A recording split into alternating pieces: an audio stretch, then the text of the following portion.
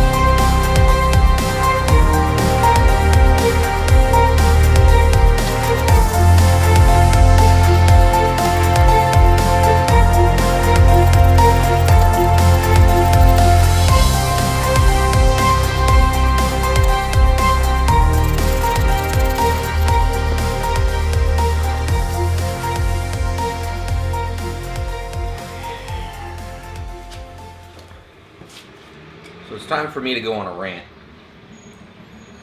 Go to the auto parts store before I take his car apart, and I buy throttle position sensor. $59 I think it was. 54, 59, something like that. It's not important.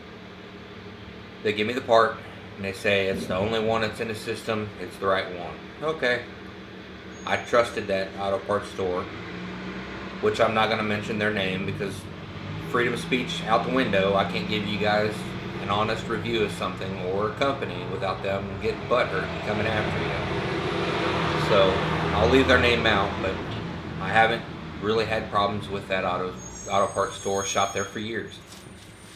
Buy the part, don't even look at it. This part of it looks correct. So I take this off of the car. I'll go to install the new one, and before I do, I notice that the plug-in is different. The one they gave me is rounded, and as you can see, this one is not round.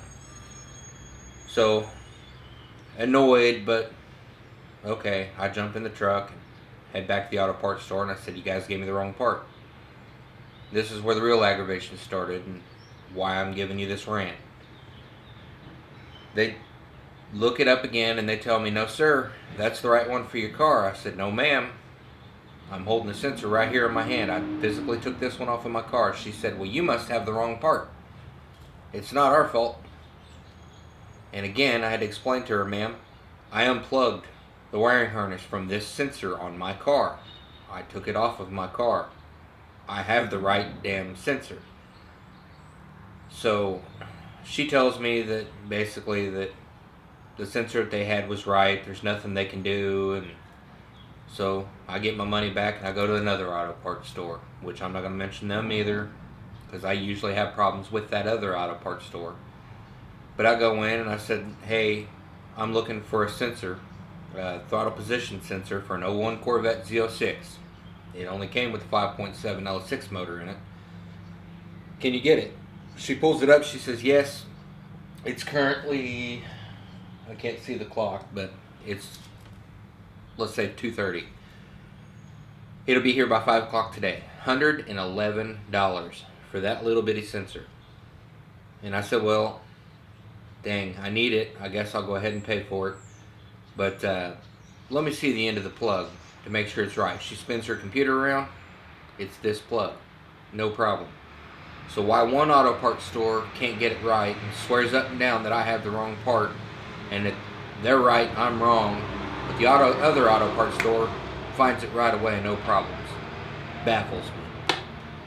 Anyway, enough of my rant. Let's get this car put back together so I can get it out of the way and we can get to my stepson's car. So annoying. I hate tearing a car apart and putting it back together and then having to tear it apart again. It's unnecessary. Unnecessary work. I should have looked is what I should have done. But darned if you do, darned if you don't, right? Things like that take a 15-minute job and turns it into an all-day project. Simple little fix, and it turns into chaos.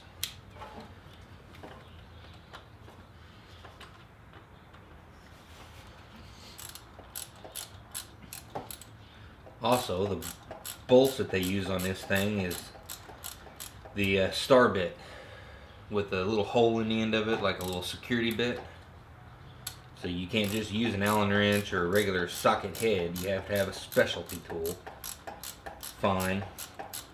I go over to my toolbox and I have every star wrench, Allen wrench you could think of. But I didn't have the right size that I needed for this. So I had to stop what I was doing, go to the auto parts store, buy some new tools, which I'm not complaining about that. If I didn't have it, I do now. So I was okay with that. But like I said, we'll put it back together, get this out of here, get to the next project. And when that part comes in, we'll just take those two screws out and switch them real quick. It won't be that big of a job.